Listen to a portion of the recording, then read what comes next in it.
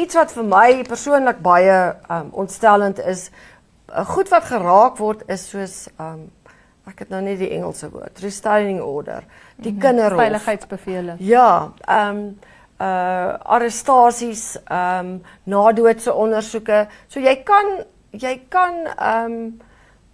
seker met 'n nadoodse ondersoek uitstel gee, maar iets soos 'n tussentydse beskermingsbevel, Irene.